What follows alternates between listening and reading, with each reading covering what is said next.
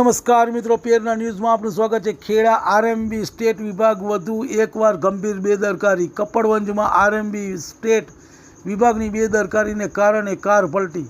સદનસીબે કાર ચાલક ડૉક્ટર સહિત 2 વ્યક્તિઓનો થયો આબાદ બચાવ।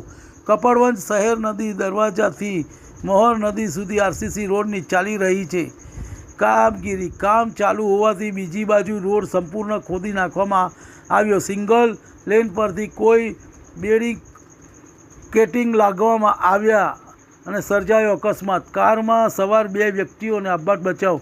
કારને નુકસાન। બેરિકેટિંગ ન લગાવતા કારનું ટાયર રોડની નીચે ઉતરી ગયું અને કાર પલટી। વહેલી તકે રોડની કામગીરી પૂરી થાય તેવી લોકોમાં માંગ ઉઠી છે। રિપોર્ટ રવિ સાધુ લીંબાસી।